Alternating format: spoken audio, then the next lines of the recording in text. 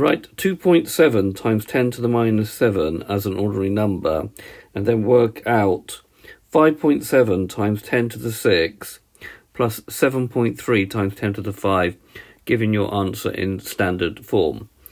So, remember what standard form is first. It's written as a times 10 to the k, where a is between 1 and 10. It can be equal to 1 but not equal to 10, and k must be an integer.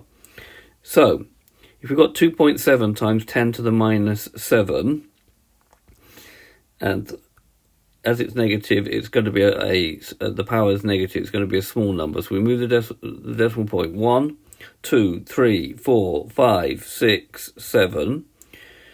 So this is going to be equal to 0.123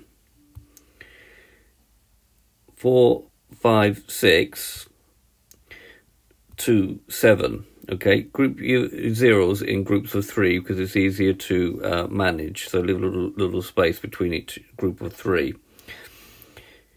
Second one, 5.7 times 10 to the 6 plus 7.3 times 10 to the 5. This is best done by writing these in ordinary numbers. So we've got 5.5 700. So we've moved the decimal point 1, 2, 3, 4, 5, 6, same as the power.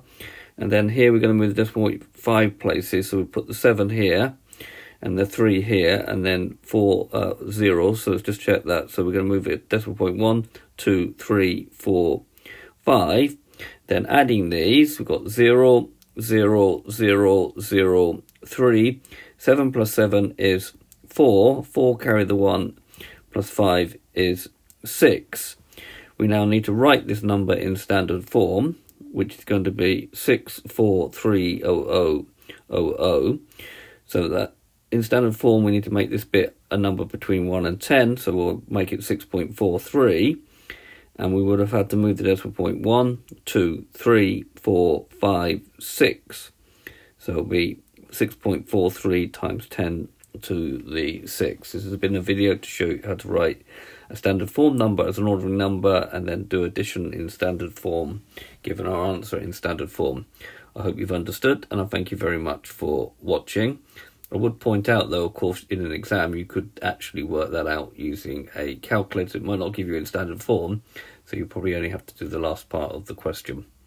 Thank you very much for watching.